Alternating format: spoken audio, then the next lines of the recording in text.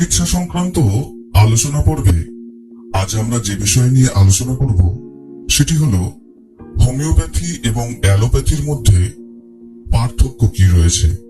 প্রথমে যে পার্থক্যটির কথা বলবো সেটি হলো অ্যালোপ্যাথির মাধ্যমে বহু রোগের ক্ষেত্রেই দ্রুত ফলাফল নিয়ে আসা সম্ভব, কিন্তু 50% ক্রনিক রোগী অ্যালোপ্যাথিক চিকিৎসায় নির্মূল হয় না।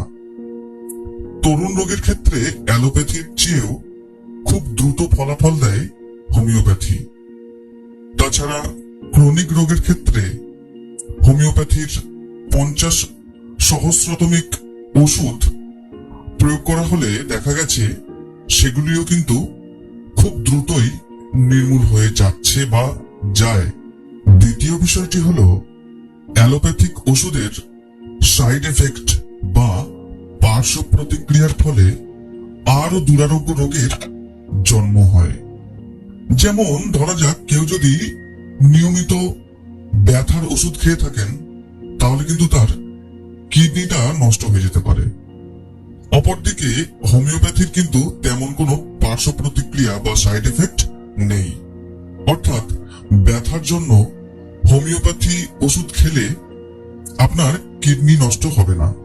তৃতীয় বিষয়টি হলো বহু এমন রোগ রয়েছে যেগুলির মূলত কোনো অ্যালোপ্যাথি চিকিৎসায় নেই।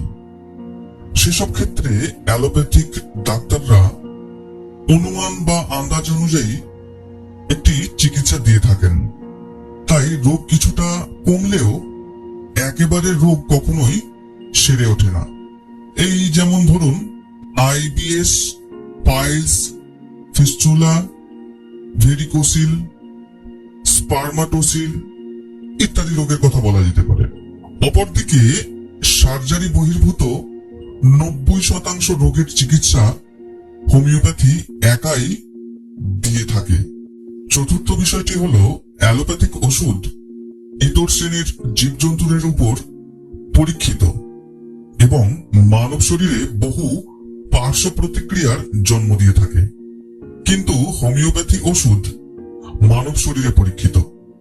তাই ফর্মুলা অনুযায়ী ওষুধটি প্রয়োগ করতে পারলে রোগ অবশ্যই সেরে যায়, কিন্তু ওষুধটি মানব শরীরে যে কিভাবে কাজ করে সে বিষয়ে তথ্য আজও আমাদের কাছে নেই। হোমিওপ্যাথির লোকজন এই বিষয়টি নিয়ে মাথাও ঘামান না, কারণ ফর্মুলা অনুযায়ী হোমিওপ্যাথি ওষুধ প্রয়োগ করলে রোগ সেরে যাচ্ছে, এর থেকে আর বড় কথা কি আছে। 5 নম্বর বিষয়টি হলো অ্যালোপ্যাথির চিকিৎসা শাস্ত্রের নিজস্ব কোনো সংবিধান নেই। প্রতিনিয়ত গবেষণা করে করে অ্যালোপ্যাথি দিনের পর দিন উন্নতির দিকে এগিয়ে চলেছে, আর কিছু কিছু ওষুধের মারাত্মক পার্শ্ব প্রতিক্রিয়ার ফলে একসময় নিষিদ্ধ হচ্ছে। অপরদিকে হোমিওপ্যাথির নিজস্ব সংবিধান এবং ওষুধের প্রয়োগ প্রণালী রয়েছে।